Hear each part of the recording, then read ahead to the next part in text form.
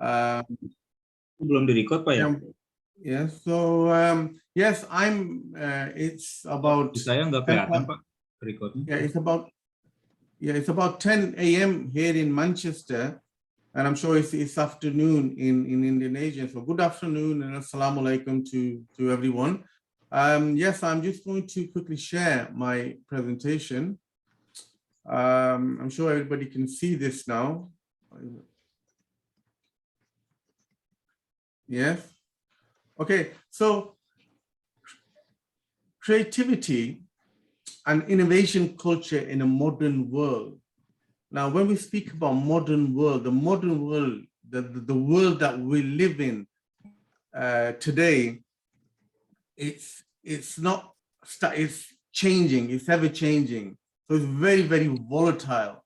So it's very, very important, more now than ever before, that we develop this culture of innovation in order to meet the demands and the challenges of this world. Now, before I start to speak on the topic, I just want to mention that several years ago, we set up the Young Professional Society, which was to sort of help young people like yourself, a lot of these students or the young professionals, to help them and support them with personal and professional development. So we're about transforming lives. We're about trying to help people so that they develop their personal professional development and help them with soft skill development. So things like on communication, on time management, on leadership, things like how to write, how to write proposal, how to write research paper, how to present at conferences. These are the soft skill leadership skills which are vital in this day and age. And there's 3 pillars that we work under. Number 1 is leadership. Number 2 is communication. And number 3 is innovation. Now, we believe these are very fundamental and vital pillars that people unfortunately lack. Leadership skill, communication. If you're a scientist and you've done some work and you've got some results, you need to communicate to other people. If you're not able to communicate, you're not going to create that impact. And innovation is very important. It's one of the key pillars that we work under. And as I mentioned, in this volatile world, modern world, innovation will be the key. So you can see our website if you want to find out more. Now, let me begin by saying that I'm sure you've all heard of this saying that necessity is the mother of inventions. So when there is a need, when humans find there's a need, they need something, it's a matter of life and death, then people are able to focus on the problem and focus on the solution.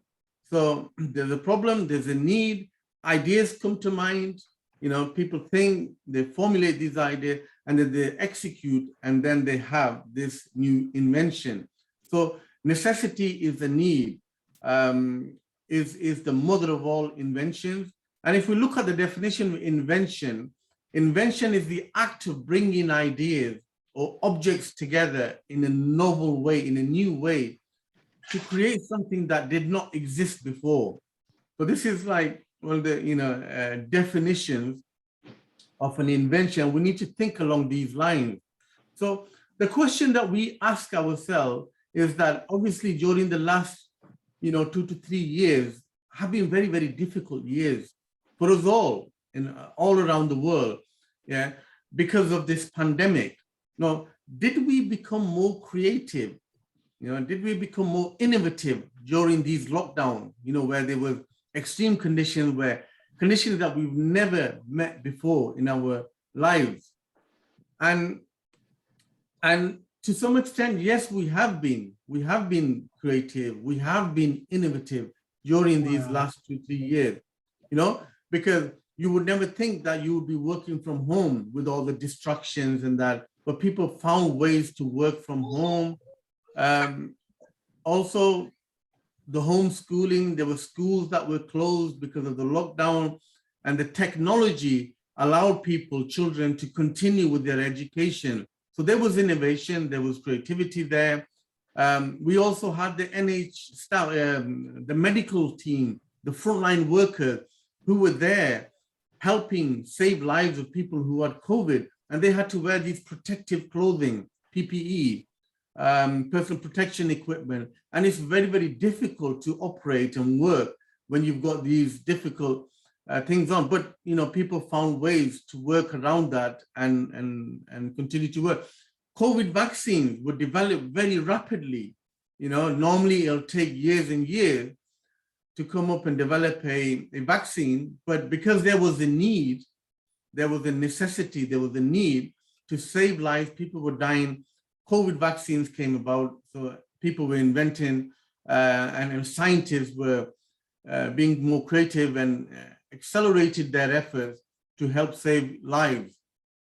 Now, if we look at some examples of some of these inventions during lockdowns, because coronavirus was a contagious disease which you can pick up by touching a surface, you know, if you go to shops, supermarkets, people will avoid to touch even door handles of fridges to get things. So if you see here, there's a new design where people will put their forearms in this handle, hands-free handle, and pull the door open and close it like this. So it's a simple design, yet it's effective because there's a need for that. You also see here some of these delivery robots and drones, and these were actually projects that Amazon, one of the biggest companies which dominate e-commerce industry, were actually piloting because of lockdowns. People were not allowed to go out. There were social distancing measures in place. So they were they wanted to deliver their, you know, their products that people were buying and to deliver them using these robots and drones. So again, there was a need. So people became more creative and innovation can happen. Also, because of lockdowns, people were not allowed to go out in restaurants to dine out. And if you see, I don't know if you can see this clearly, but there's a transparent kind of a lamp shade, light shade extended down so that it creates a kind of an enclosed space where people can actually have their food without risking the chance of getting this coronavirus. So the simple design were very innovative to meet the needs of the time. And also, again, everybody was wearing face masks, you know, to protect themselves. But then, you know, people who are deaf, who rely on lip reading, they need to see people's. So you see a mask there at the bottom with a transparent window. It's a simple idea, it's a simple design, yet it serves the purpose and it helps blind people to lip read. And I'm sure because of every shops were closed, barbers were closed, you know, people were trying to cut their own hairs at home using templates and that. It's just being a bit more creative because, again, necessity is the need, is the mother of invention. So I'm sure some of you might have tried that. So innovation in this modern world, in this volatile world, is very, very important because we're now slowly coming out of COVID. Well, we say we are, but COVID is with us and it's going to stay with us. Yeah, we just need to adapt and work around that. So, and maybe our life will never be the same like it was prior to COVID. And maybe who knows what's more to come. Maybe we, God forbid, we might be hit with another pandemic or we don't know. So there's a lot of things that are changing. So we need to make sure to meet the challenges of the world, we need to be more innovative and focus more on innovation. Now, why do we innovate? You know, you ask yourself, why do we innovate? And the reason to innovate is that you want to innovate to actually solve a problem. Yeah, you don't want to innovate just for the wrong reasons. Yeah, oh, I want to innovate, I want to develop this product and I want to make loads of money. Yeah, that should not be the. Obviously, you know, when you're innovating and you're solving a problem and you're benefiting humans and you're saving lives, like in the case of COVID. I mean, for example, you see these COVID vaccination, they've been developed and everybody, millions, billions of people around the world have been having these. Now, the people who developed them are making a lot of money, but yet at the same time, they've saved millions of lives. So the idea of why to innovate is to solve a problem and also to innovate to keep up to date with this ever-changing world, and meet its demands. So for example, you had the COVID vaccines, they've been developed once and they think, okay, well, that's it. But new variants come about. So we need to make sure that we're up to date. And innovation actually fosters growth. And that's very, very important that you have a growth mindset and not a fixed mindset, because stagnation can be detrimental, especially in the world that we live in today. Now, when we talk about solving problems, and if you look at some of the world problems, one of the biggest problems we face now is this climate change. Yeah, climate change. We experienced in Europe, in the UK, we've had one of the hottest summers that we've ever had here in the UK due to this climate change. The world is getting warmer, sea levels are rising, countries are drowning, and because of this CO2 levels. Pandemic, as I said, we've had this COVID, we've never had this. People have lost their lives, and not just lost their lives, but people have lost jobs. So there's been poverty, there's poverty there, it's on the increase, energy crisis now, energy bills here are getting very, very expensive.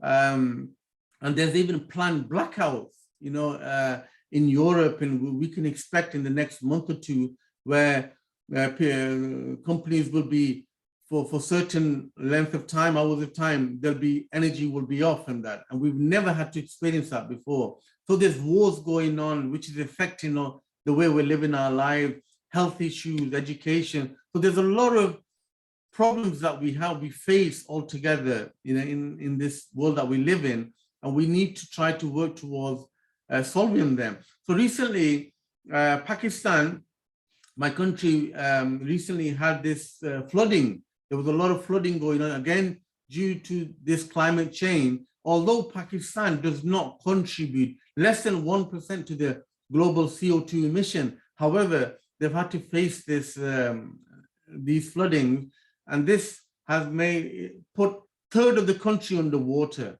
So 1/3 of Pakistan is underwater because of these flooding. And you can imagine what kind of devastation this is called.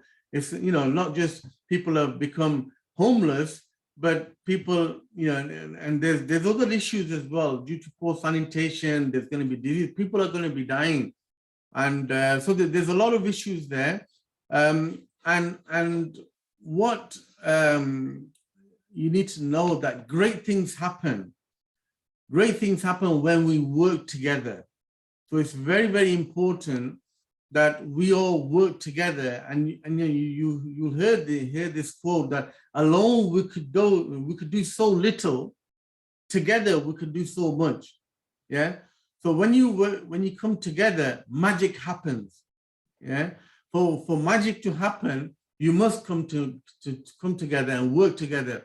So the challenge for us all is to work together in teams, innovatively, in new ways, to work together, which means, bringing together scientists, researchers, engineers, politicians, medical doctors, business people, bring them together, people with different skill sets coming together to work on and to provide solutions to these problems, these challenges that we face in the world that we live in. So we see a lot of people, and I don't know, maybe people who have joined here today are doing PhD at PhD level or MPhil level. And as you know, PhD is where you introduce new knowledge. So there needs to be some introduction of new knowledge, some novelty in your work. Without that, you don't qualify for the qualification. So the focus is on novelty. So when a PhD student embarks on the project, yeah, they have to, and when you get your examination, your PhD viva, the first question mostly that a PhD examiner will ask you is, what's the novelty of your work? So this novelty can be big, or it could be small, or it could be in one form or the other. Yeah.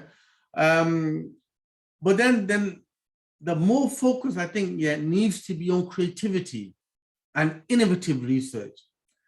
So the two are different. The novelty is one thing, the innovative research, innovation is slightly something different. So with the novelty, you could get your PhD, but I'm going to be explaining a bit in the next coming slide, the difference between the two.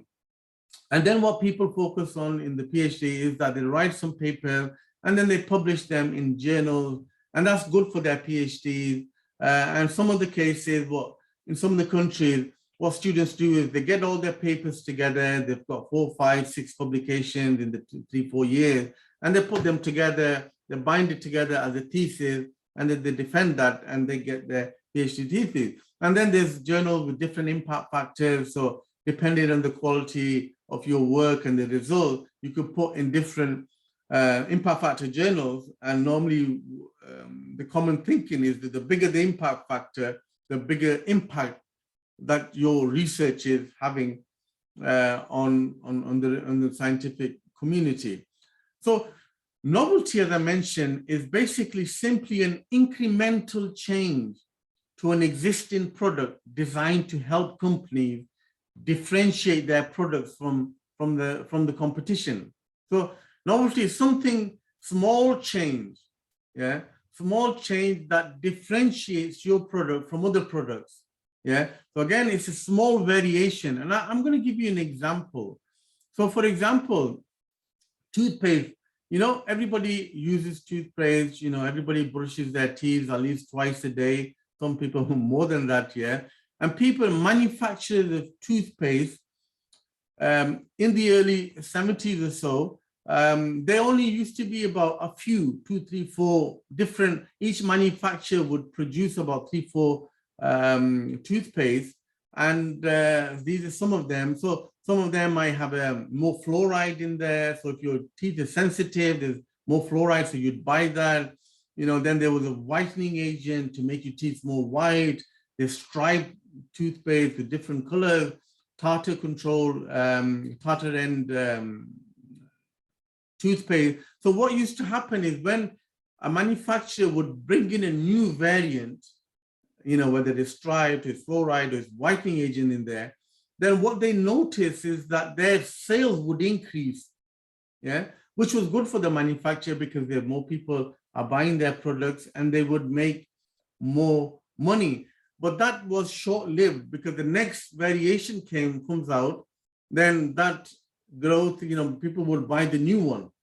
So they kept on making these sort of new variants of the toothpaste. And now if you see, there's about many hundreds of different toothpaste manufacturers, and there's about 50 different variants each manufacturer is making, and all the manufacturers are producing similar quality toothpaste and at the same similar price. So, however, with novelty, if you look at this example of the toothpaste, there is no information that suggests that people brush their teeth more today than they did 50 years ago.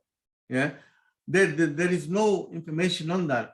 So these companies did not actually create a shift in consumer behavior, or they did not shake the foundation of the dental health industry. All they were doing was doing some novelty, seeing increase in the sales, making a bit more money. So what happened, what they were doing, they confused novelty for innovation. So they were focusing on novelty for their own, for their gain, financial gain. And if we look at innovation, true innovation actually changes the way industries operate.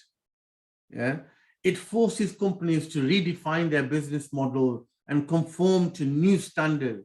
So it's about new things, trotting on, new territories, and not just a kind of a novelty. So I want to give an example. So for example, iPhone, I'm sure everybody has an iPhone, and this one I've just shown on there now was probably iPhone 1. I remember when I bought my first iPhone, I think it was iPhone 4 at the time. So this was something where Apple bought in an iPhone which only had one functional button. There was one button and there was a touch screen. So never before there was a touch screen where you can actually type on the screen itself. And back in the prior to that, the cellular network providers would say to the phone manufacturer, these are the features that your mobile phones can have. Yeah. But then when Apple, what they did, they had their Apple Store, yeah, which Apple users can use. And then you were able to determine as a consumer, what are the features that you want on your mobile. So you're able to download things onto your mobile. So I said, for example, I want a calculator on my mobile. I want a health app on my mobile. I want, different, these kind of apps. So you were more in control. So that was a game changer. That was a game changer.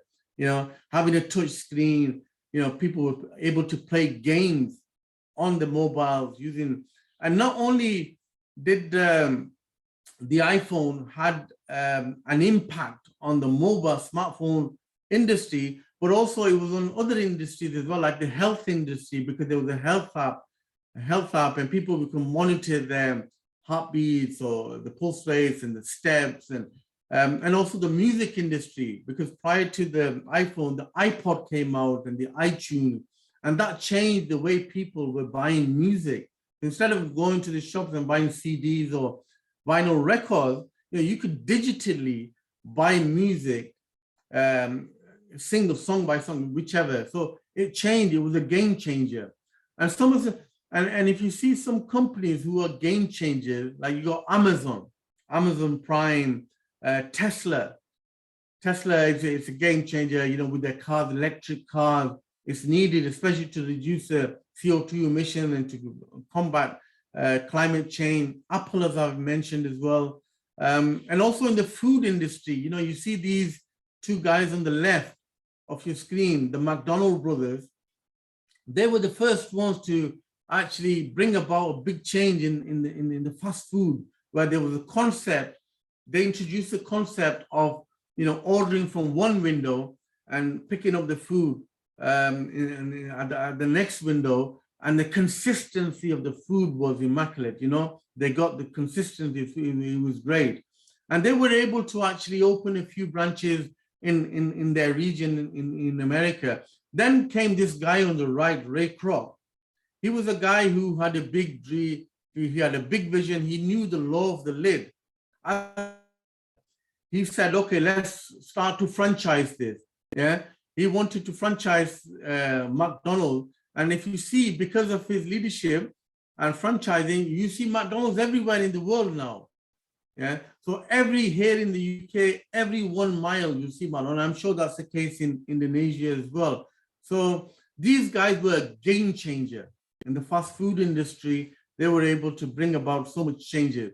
And even open access, people, the way they publish their work, open access, the traditional way is that when you wanted to publish your work, especially when I was a PhD student, if I want to publish my work in a journal, I would submit my work, I would buy, the copyrights to the publisher and not pay anything.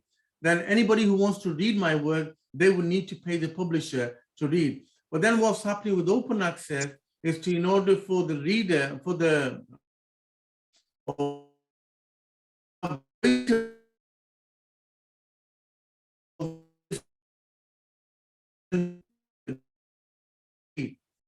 publisher, so this again is a game changer. We see here some of these beautiful goldfishes. So what they're doing there, they're going from a small jar to a bigger tank or a bigger jar. So what these fishes are doing is they're doing something that they've never done in their lives. Yeah, they are having to do something that they've never done in their life to reach out, jump out this bigger thing. So to innovate, you must do something that you've never done before. Yeah, that means coming out of your comfort zone. You need to come out of your comfort zone and do something. Only then you'll be able to achieve things. So how to innovate? How to innovate starts with an idea. Yeah, so it's very, very important that you have an idea. So initially you may think it's it's a bad idea, or it could be a good idea, an idea that has potential, but you need to, you need to write down your ideas, and let more ideas come. And generally, once your mind is in a state, relaxed state, yeah, you can expect more creativity. So a relaxed state of mind is the key to creativity, because we become more insightful, leaving us more likely to make connections between good ideas. So you need to be in a good, relaxed mode, not necessarily in your offices or in front of your computer that ideas will come. So idea is the key thing to innovation, and good ideas come once you're in a state. So I wanted to show this diagram here, a figure. Basically, in a meeting, if you see these droplets here, that could be an idea. So in a meeting, you can expect less small ideas to come. But when you're on a walk and there's a waterfall, you can see loads of ideas can come. Where you're a little more relaxed, there's no stress on you, so more ideas will come. So even when you see Sir Isaac Newton, when he thought about this, discovered the gravity, he was sitting under an apple tree, in 1966, and you can see, it was summer's afternoon, and he was relaxed. He was reading or something. He was relaxing, and the apple fell on his head. Yeah, and that made him, obviously, it would have hurt him a bit. Yeah, and thinking, hey, what's happened here? What is this? He started to work. So the ideas is the key thing, and you get ideas once you're in a relaxed state. Your mind is relaxed. So ideas are the powerhouse for your invention. So it's important, and you should never sort of reject any idea. Yeah, idea. It could be a game changer. It could prove to be a game changer.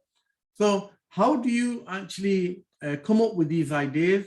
So you need to make, a habit of making a list of ideas. So every day when an idea comes to your mind, whether you're on the bus stop or you're somewhere else, or you're about to go sleep, or you're shopping or something, you note down the ideas, yeah, and forget about whether they're good ideas, but just make a note of the ideas. Then you rank your ideas in terms of applicability and benefits, yeah.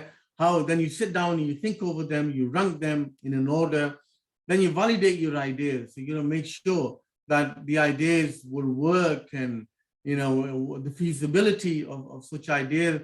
Then you got to decide on the top 3 ideas that you will implement. Yeah. So from these, okay, these are the 3 initially I want to implement, and then you implement them. You implement them ideas immediately. And then you can measure the outcome. So, for example, if it's a company and you generate some created a new product, then you say how much revenue is generated, or how much cost is saved, or how much learning or training is accumulated along the way. So these are the ways that you can actually come up with some ideas. So creativity is actually coming up with new and useful ideas. That's being creative. Yeah. So it's important that we need to encourage that creativity coming up with new and useful ideas. And then innovation is the successful implementation of these ideas. Yeah. So once you got these ideas, okay, innovation. So innovation happens once you implement them and you see the result. So innovation is a game changer. When we talk about innovation, we're speaking about game changing. Yeah. So when we spoke about the toothpaste, really we've not had a game changer. A game changer would make sure that everybody would be brushing their teeth all the time. Something came up, yeah, a game changer, that then we won't have all these dental problems in that. So how do we innovate? To innovate, you've got to try things, yeah. So whether you're in the lab or anywhere, you got to try things, but you got to make sure you don't break things. This is why, you validate, you think about your ideas, you think about the applicability, validation process, yeah? So you make sure you don't break things, but you got to try things, you got to test things, yeah? And you should not hesitate, yeah? Should not hesitate. As long as you don't do any damage in that, yeah?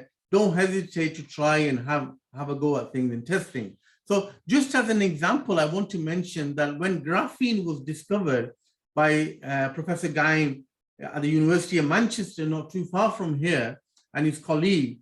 What they were doing is that they had a Scotch tape. If you see this tape, Scotch tape, I'm sure everybody has Scotch tape in their homes, in the offices, everybody, and they're very, very cheap. So what they were doing is they had a graphite disc. So you have a graphite, because graphene is carbon, so graphite, is carbon. So they had a disc, a solid disc of graphite, and they put this Scotch tape on top of it, and they were peeling it off, to see if any material, carbon was coming off. So they kept on doing that, and then they were looking at this Scotch tape under the microscope to see until they found a layer of graphene on the Scotch tape, and that made them actually, they got the Nobel Prize in physics for groundbreaking experiments, in the discovery of graphene. So here you see that you don't always need very sophisticated or very complex or very expensive equipment to actually make discoveries. And then obviously the discovery of graphene led to a revolution, So, but the fundamental work, the fundamental discovery, the fundamental innovation took place using a Scotch tape. And similarly, Professor Kroto, the late Professor Kroto, was interested in looking at the compounds or molecules found in outer space. So they were looking at some black powder, carbon powder. And that led him to actually discover carbon C60 molecule. So that was like, the fullerenes, one of the fullerenes family, and that's one of the allotropes of carbon. So it was a new discovery. So, and he said that, it was kind of an accidental. So sometimes innovations can happen when you're looking for something else and something else comes up. But you have to have that intention to innovate. The intention needs to be there, and things happen. Like I said, magic happens. So that was carbon 60. Also, there's a lot of work that's been going on in the last several years and still ongoing, where people are developing polymer-based nanocomposite materials, which are like, like a sheet of paper or so flexible. And from that, you can make different things, human organs. You can make a trachea that goes in the throat. I know sometimes people lose their organs due to tumors or cancer, or people sometimes have accidents, and due to accident, they lose the nose or something like this.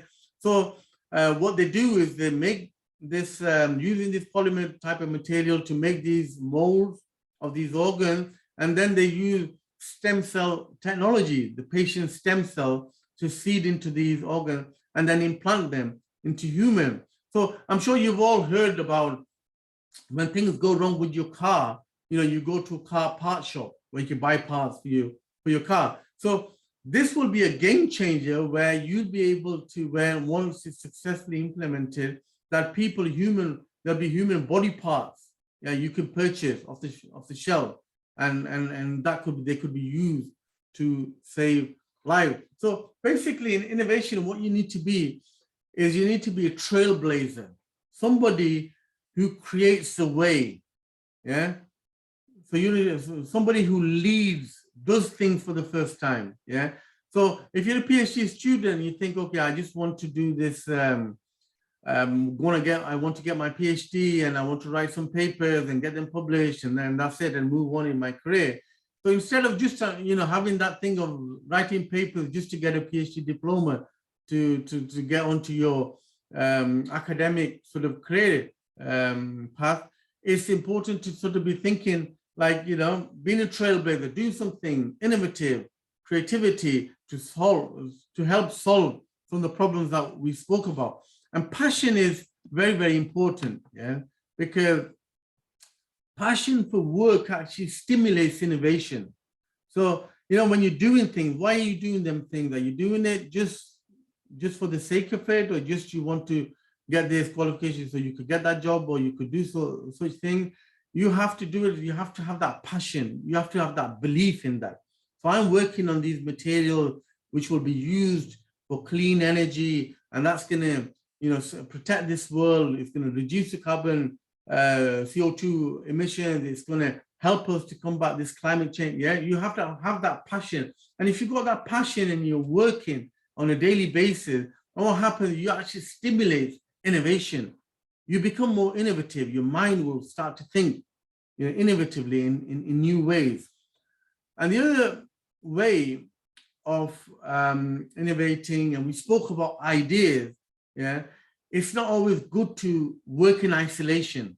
Yeah, so if I lock myself in my office, in my lab, and I'm working there myself, yeah, it's, you know, you can only expect so much ideas to come. In order to get bigger ideas, more ideas, better ideas, it's very important that you collaborate. Yeah, so I want to show this diagram here. So, you know, when you're working, when you've got ideas yourself, and when you meet up with like-minded other people from different skill sets, you know, you come together, and when you come together, you share your experiences, you share your ideas, then from that comes better ideas or best ideas. It's very, very important that we all collaborate. Collaboration is the key.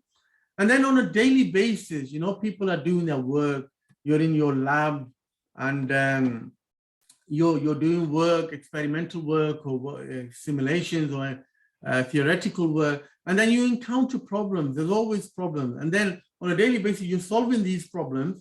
Yeah, these problems are solved, and if they're not solved, that could be a risk to the problem, to the project. That can create a risk. So as scientists, as engineers, as researchers, you solve them, and you solve them not knowing that that step that you've taken to solve that problem might be an innovative step. Yeah, so you don't always think you solve a problem and not knowing that might be some invention or inventive step. Yeah, so the key is that what you need to do, as we talked about collaboration, you know, you collaborate, you speak to your collaborator, you speak to other people in your area, and you tell them, you share that experience that you've had on a daily, on the little small things that you do on a daily basis, you know, these inventive steps, you share your experience with other people, yeah, and then they go on to share to other people. So what we're doing is we're building a momentum, yeah, where people are sharing their inventive steps, their inventions that they're doing regularly on a daily basis, yeah, and these get passed on, and as more and more people, you create this kind of a momentum now, which is a growing momentum, yeah, which grows, and in a way, what you're doing is you're having a greater impact on the community, on the scientific community, yeah.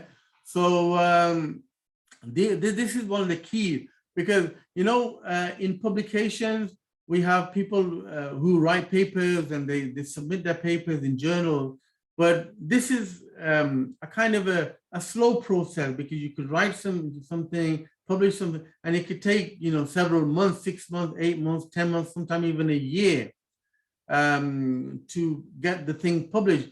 And the other thing is, not everybody reads, especially the society doesn't read these research papers, and especially also the entrepreneurs are not reading papers as well. So this way you're creating, you know, a bigger impact, you're creating a growing momentum by sharing, just collaborating and sharing your experiences, because from that comes usefulness, yeah?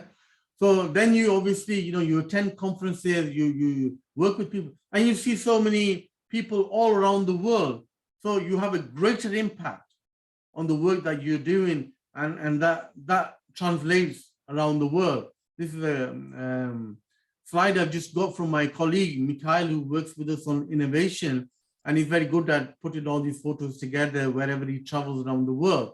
So you can see that, you know, this will have impact, and these people, you know, this momentum I was talking about, just by sharing your experiences, can produce wonderful results.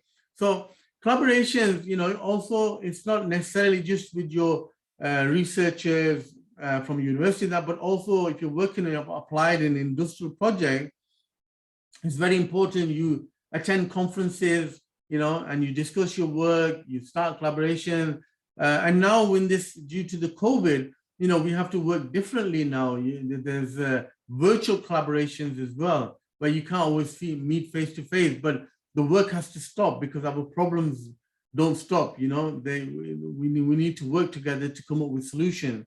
And then also it's important to form alliances with, you know, university partners, industrial partners, with academic researchers, in order to understand better the demands and challenges of tackling problem and tailoring and coming up with a perfect solution.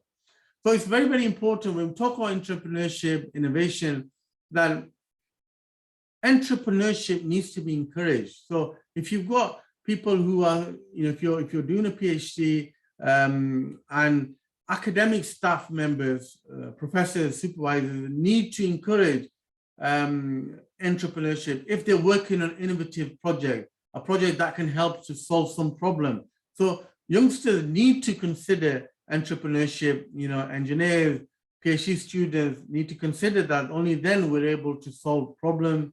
And you need to, once you think you could go for it, you should go for it. And academics, you know, they need to help to solve a problem. And I just want to mention this final thing before I sort of wrap up. What Jack Ma advice he gives. He said, Jack Ma, who's the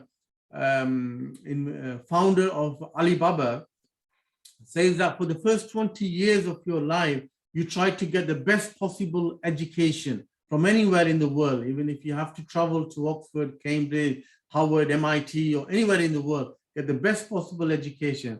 And then from 20 years to 30 years, what you want to do is you want to work for somebody.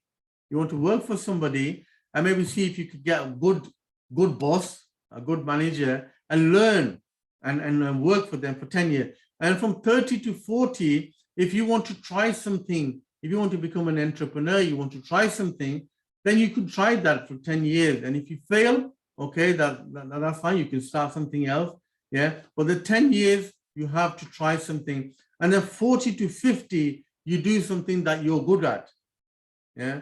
So if you, whatever you're good at, your strengths are, that's what you do. And then from 50 to 60, you know, you should help train the youngsters, the youth, so that, because they are the future.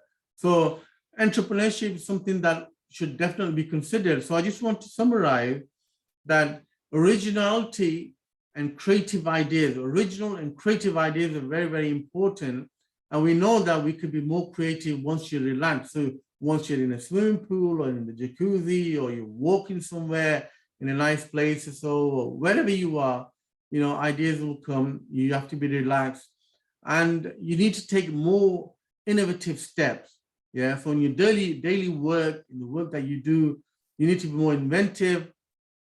And work with people in teams is very important. You can share your experiences with these people, exchange ideas. You know, you can collaborate with people, and you can help each other to solve problems. And you need to be a contributing factor to building up a culture of creativity and innovation. And need to be passionate about the work that you're doing. So I think I'll end it there if that's okay. I'm not sure if I've gone over my time, but is that okay?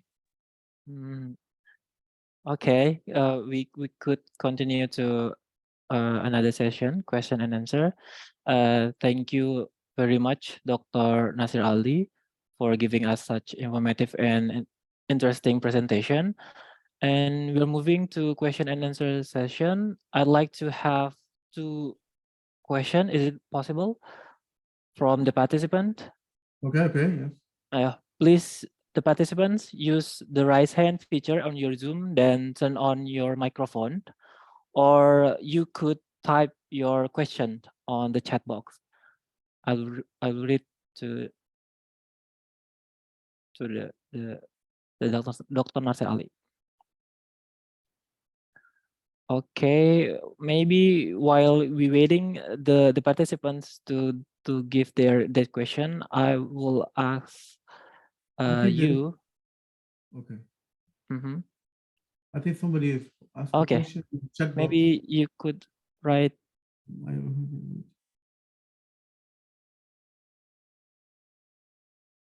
Maybe you could directly read and Well, answer. okay. It says, I have a question. Which one is better? Following the Which one is research better? trend. Following the research trend topic or just focus on our own? Mhm. Yeah.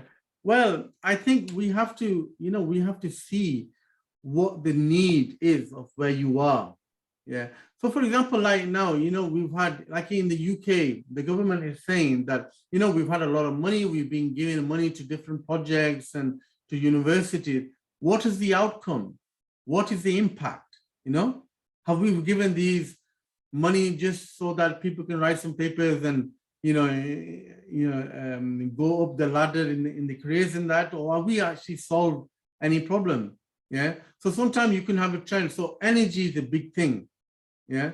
Energy is a big thing because like now here we're introducing electric cars now, hybrid cars now. Some countries, they're not paying that much attention to that also. So, there's a lot of money that's been invested in that, but then we need to see what the real impact is, what's been happened. So again, when you say follow a research trend topic, yeah. So energy is always it will be, for example, it's a hot topic. Now you can follow that because there's a lot you could do, but it's what you do and how you contribute and what impact that is having that matters. So when you focus on your own, I don't know what other, as I said, if the focus of your own idea, if it's to solve something and you can provide some solution to that, then well and good, you can do that. I don't know if that answers partially the question. Okay. Maybe it my question related to the previous question. Oh, there's another question. Maybe you could read. Yeah, excuse me. Let me introduce myself. My name is Mohammed. What should we do become a founder or make the latest innovation with grit, effort, and mindset, but survive the environment or bad habit, and how to find or build our own habit? What should we do to become a founder or make the latest innovation with great effort and mindset, survive the environment? How to find or build our habit?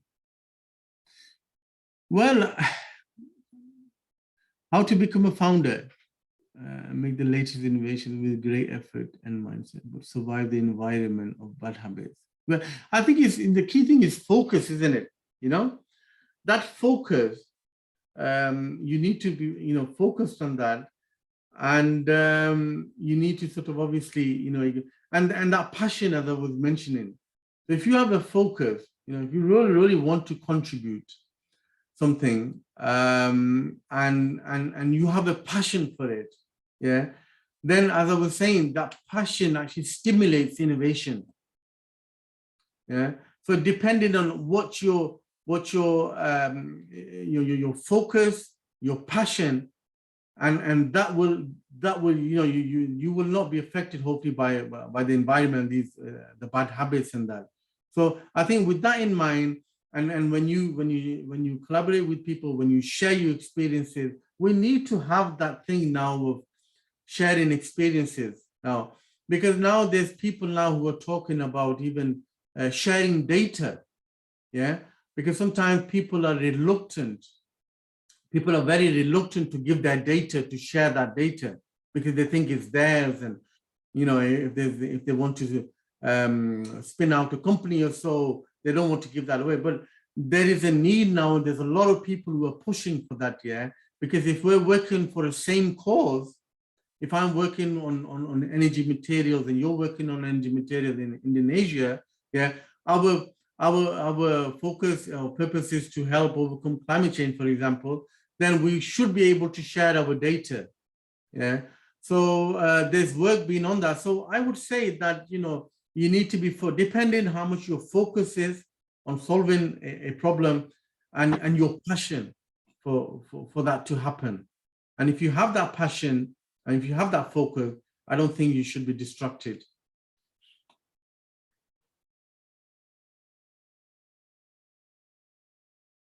Or is there something else there as well? Maybe if they could read out. Well, this is the No, feedback. this is the list of presents. for the Okay, okay. participants. Okay. Okay, I mean, if they can unmute and ask, that Yeah. might be. For all the participants, you could turn on your microphone and give your question to Nasar Ali.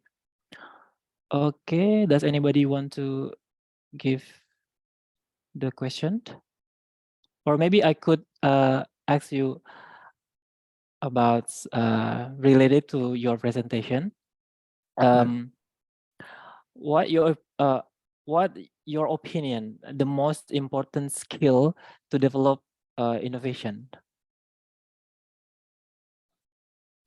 Well, you know, we said that innovation is ideas, implementation of ideas. Yeah. So it's bringing together ideas or the resources that you have. Yeah. And making use of them in a novel way to come up with the thing that didn't exist. Yeah. So I think the key thing is ideas. Yeah. You need to have good ideas. Yeah. You need to have a team. You need to work on them ideas and implementation of them ideas. You need to let your mind wander. Yeah. Your mind needs to wonder. Ideas are the key thing, and then believing in them ideas. Yeah. If you see that, if you follow that the story I told you about Jack Ma, if you watch some of his interviews on YouTube, you will see that, you know, he was a guy who wanted to help small, medium-sized companies to do business together, to work on, you know, e-commerce and that in China. Yeah. And, you know, he was, you know, he had to say, okay, he was the first one in China that, you know, he said, okay, we want to do this business on the internet. Yeah. And at the time, when he was talking about this, there was no internet in China. Yeah. So nobody believed in him that he will be able to actually conduct this business, and this business could be, because nobody knew about internet. Yeah? And he had gone to America, yeah, and Australia and America, and so he knew about internet, and he thought about this idea and said, we'll bring it here. And then, you know, none of his friends actually supported him and wanted to, they said, oh, it's a good idea, but we don't think, Jack, we don't think this will work, because, you know, what is this internet? We see China, it's not going to work. Yeah. And he continued. So the thing is, like, having an idea and then never giving up, working on that. Yeah. Working on that and doing that until you complete it, you achieve that. So ideas are very, very important, are creative. And then obviously, you know, you have to educate yourself. You have to keep updated with all the technology. The knowledge needs to be there. Yeah. You need to be all up to date. You need to understand and be critical thinking, critical mind in that, and working together.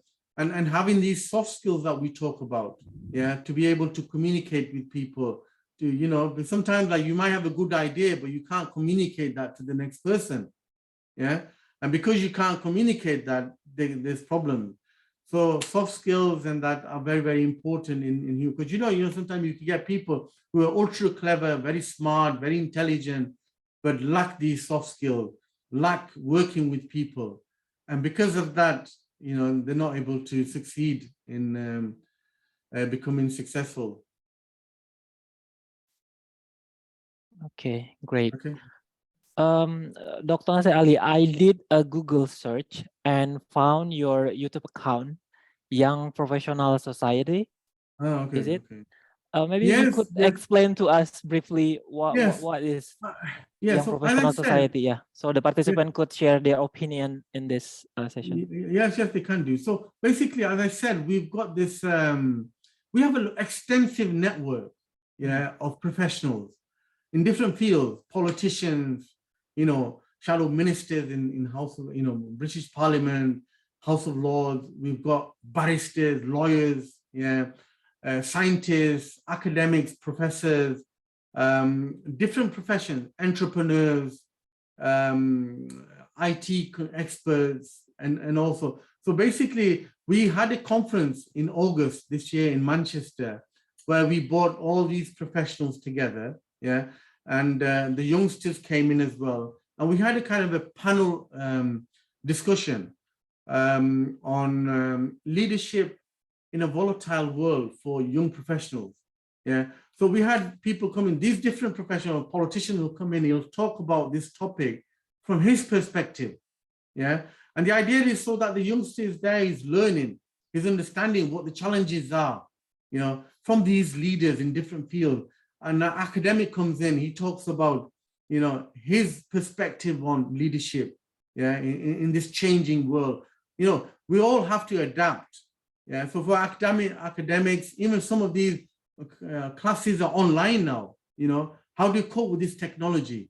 You know, how you could do the research, how to supervise students, how is this thing changing? You know, so entrepreneurs come in. You know, you need to be that. So we wanted to help young people with this. You know, we want them to transform them to become the next global leaders. And we want to talk about leaders. So I've been running young leaders club. So where I teach or I tell youngsters about leadership, different types, you know, because the world is in desperate need of good leadership. Yeah. I mean, there's a lot of leaders, and leadership is, a lot of people would think leadership is about a position, about a rank. But I tell the youngsters that leadership is about influence. Yeah. It's about influence. You know, you don't always need a mandate. Yeah. How do you influence people? Yeah. So, and then what are the characteristics of a leader, a good leader? Yeah. So it's not, you know, there's a lot of people, good leaders. You know, we've had Donald Trump, we've had all sorts of people. They don't always, Boris Johnson in the UK and that, but they're not always considered as good leaders. So a good leader. So I always give, you know, I'm sure, mashallah, it's good to see that all of you guys are all Muslims and that, yeah, and me being a Muslim, I always give an example of the Holy Prophet Muhammad Sallallahu Alaihi Wasallam, how his style of leadership was, you know, his style of leadership, how he was able to lead the Sahaba, how he was able to propagate, what qualities he had, you know. There's a book that was written that, you know, it's called the 11 Qualities That Changed the World. Yeah. You know, being compassionate, being, you know, so nowadays, you know, even here, the companies, they are now working on compassionate leadership. Yeah. You know, in companies, in businesses, yeah, where you help others, you know, you're not like a boss kind of thing. So, you know, we try to teach them, we try to bring leaders, world leaders together to talk about them from their experience. We mentor youngsters. So we've had, like over the COVID, we've had some webinars given by different people on different topics. So you find these on there on that YouTube channel. You'll see some interviews that we've done. We also award people, you know, young people. So we have a Young Leaders Award, which is every year. And I can send you a link and you can nominate people. If you think somebody is, you know, up to the age, you know, 35 or something, 40 or something like that, still a young person, and he's demonstrated leadership, has contributed to whatever field, yeah, we can consider that. So we award, honor people, Young Leaders Award. We have a Young Entrepreneur Award, yeah, people who are innovative, who have got companies, who are game changers in their field. So to encourage, to promote them. So that's kind of thing. Also, you might have seen that video, there'll be a lot of tips I've given on public speaking. Yeah, so it's very, very important that youngsters are able to be good public speakers, good communicators, you know, in order to be a future leader. They need, so there's some tips there that we've given on public speaking, on leadership. There's courses as well. For example, we'll be running a pre-PhD course. Yeah, this will be online. I can send you a link, or Aditya, if I have your email, I can send you a link where people who are thinking to do PhDs or who are doing PhDs, we can help them with, for example, how to write a PhD proposal, how to write a PhD paper, how to present a conference paper at a conference, how to prepare for your Viva, how to time management and stress management, you know, because doing a PhD is very, very stressful. How to employability skills. Yeah. So obviously after your PhD, you want to get a job, you want to go to an interview, you need to do well in the interview, you need to have certain skills. Yeah. So it's not just about hard skills. So now, we get people like here now, you get a lot of youngsters who come out of college, they get A stars in their A levels, or they come out with, universities and they got first class honors degrees in that. So the hard skills are there, but they lack the soft skills. The soft skills, the time management's not there, the leadership's not there, the communication skills are not there, conflict resolution is not there, employability skills are not, human skills are not there. So they're not able to progress and develop because these skills are missing. So, we target all different range. So people who are students, people who are, even PhD level, and even junior professionals as well, so that they can help, so that they can actually go up the ranks and become a leader in their field. So there's a lot of information on there, videos on that Young Professional Society. There's a lot of content there, good quality content on there. Now, I know these days, people like, there might not be a lot of subscribers there, about 166 subscribers on that year. But if you see some other videos or other channels where people are just doing some daft things, yeah, and they've got millions of subscribers, content is there. We're trying to put good content, but maybe in this day and age, people don't want this kind of good content. They want some entertainment and laugh and joke and something like this, yeah, but we're really about young people who are the future, trying to help them, in these three pillars: communication, leadership, and innovation. And everybody that we talk to who are professional, whichever profession they're in, and leading in their own field, they all agree that yes, they have time, they will want to contribute and help people to actually help the youth and the youngsters to become the next, global leaders. So we want good leaders. We want to live in a safe world, in a good world where it's good for everybody. Yeah, we help work together to solve problems. Okay, that's great. Yeah, maybe I could watch more of the video on your YouTube account. Yeah, no problem. Okay. Yes. Yeah. Subscribe to that if all of you would be great, and as I said, if any students also, I think Aditya will keep up to date with my own WhatsApp status that we are doing this PhD, pre-PhD course, yeah, which is on Zoom and that. And we have my colleague, Professor Wakaramed, who is a professor of nanoscience at the University of Lincoln. We both will be running. He has extensive experience on that, in these areas, and we can really actually help, because sometimes, there's people there who are good at their work, but they don't know how to write a research paper, how to get it published, how to present in the conference, how to do things that PhD students need to know about. Okay. Does anybody want to give the question, or maybe we could end, Sir Adit, because due to the limited time, we need to end our discussion. Okay. Or does anybody want to give their question? So maybe I have one question before we close this webinar. Dr. Nasar, because you have experience several years in Europe, for example, I have a question. What is the expectation for the undergrad student when they complete their study? Do they have to have this creativity, innovation, or something else, especially in Europe for undergraduate students? Yeah, well, people who have undergraduates who have completed their undergraduate degrees from whichever country, and if you're looking, either what happens is once you graduate, yeah, you have your first degree, you could either go and apply for a job, yeah, or you want to sort of go and do, a master's or so to learn a bit more about a subject. You want to become a master in a certain field, or you might want to go and do research and do at PhD level. Yeah. Well, it depends on, if you want to work and make money or so after the first degree, you could do that. If you want to go for the master's and learn more, which is good, but then you decide what your interests are.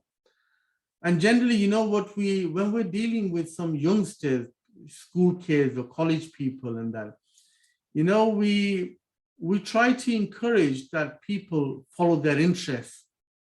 FYI, there's a project that we're working with a colleague of mine where FYI, follow your interest, yeah, where we try to go and tell school kids, young people, yeah, to identify what their strengths are, what their interests are, what their skills are, and depending on what, after doing a diagnostic to see what their interests are, we try to say, okay, in order for you to, you're interested, for you to get here, you have these skills, you lack these, you need to work on that, you need to work on that, you need to work on that. And we can help you with all these to get where you should get to, yeah? So identifying what your interests are. And then obviously, where your interests are, that's where you're gonna go to. So after you're graduating, is okay, I want to go in the energy sector. Obviously there's scope there, there's potential there. So you could go, you could learn a bit more about that. If you're interested, you could go to the PhD as well. So it all depends on the individual, what their interest is. And there's a lot of fundamental work that's been done as well. And sometimes people just do the fundamental, and which is also very, very important, yes, because you need to do, but then you need, you can have that thinking that this fundamental work that I do will be a contributing factor to something big, So I will do at this level, but this work is needed for these steps to happen, for this thing to, to solve this problem or so. So you need to be a contributing factor to something, yeah?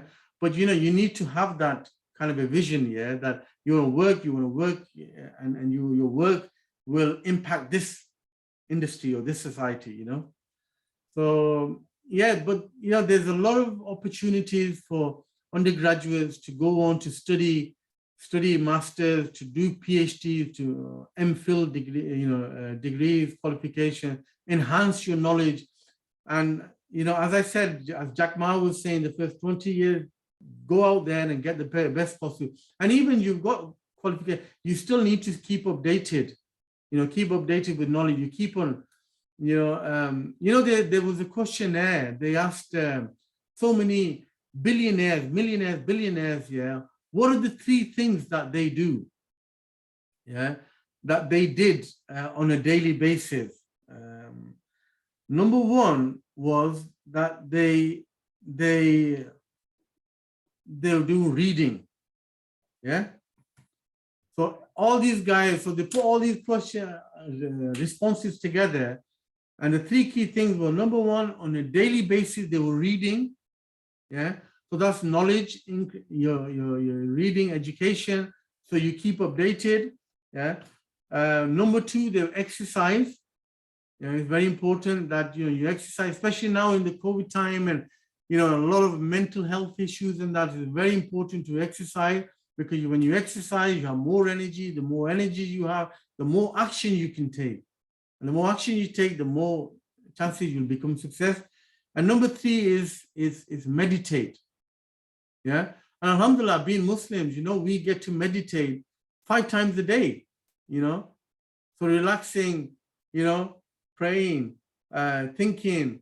And, some of these people, they do like this creative visualization. Yeah. A lot of these successful professionals, yeah, no matter what field you're in, you could be in the sports field. Yeah. You could be a sportsman or something. Before you go out to do something, you visualize. So for example, if I'm going to give a speech at, the United Nations or something like this, say tomorrow, what I will do before I go, I will visualize myself being on the stage, giving and doing really well and getting, getting good applause and everything, yeah. So then when I go to do it, then it's a matter of just putting it into action, you've already done it. Yeah. So these were the three things, reading, education, exercise, and meditate. Yeah, these are successful people. What are the three things that they do? So education is very, very sort of important. We keep ourselves up to date. Yeah. Okay. Thank you. I think there was, Dr. Nasar Ali, apparently we still have one question okay, to be who is it? discussed. Do you mind to answer it? My name Maybe you could answer is directly. it says in industry company that based on science invention, just like yours, what department inside company that really need a good skilled innovative people? What department inside company that really need a good and skilled innovative? It is just focused to quality control, production, and marketing. Or more than, yeah. I think everybody needs to work together, as a team. Yeah. So people will have different skill sets, some are good at marketing, some are good at research and development, some are good at communication. So it's utilizing different skill sets of different people working together and having that idea and executing that, yeah, using the different strength of different people, and hopefully that will, because as I said, when you come together, when people come together and they work together, great things happen. Yeah. But the only great things will happen when you come together and you work together. Yeah. And when you have team, this is why it's important that you always have a leader. There needs to be a leader. Yeah. And to have a leader, you need to have a vision. Yeah. A leader must have a vision. Yeah. And the leader's responsibility is to make sure that the team is coherent. Yeah. It takes part, he gels the team together, and makes sure that, objectives are met. And so that's why, leadership is something that we focus on, and innovation. To be an innovator, you need to be a leader. And the key is to work together in teams effectively and to help each other and to share your experiences, so that more usefulness can actually come out of that. I hope that answers the question. Okay, great. However, due to the limited time, we finally come to end our webinar today. Okay, Yeah. Once again, I would like to thank the speaker for the informative and interesting presentation, and all the participants today. On behalf of Metallurgy Engineering Online Seminar Committee, I'm so sorry if I made any mistake during this webinar. And for you all, thank you very much. And lastly, wassalamualaikum warahmatullahi wabarakatuh. Goodbye, everyone. Thank you very much, Dr. Nasar Ali. Thank you, Dr. Nasar, for your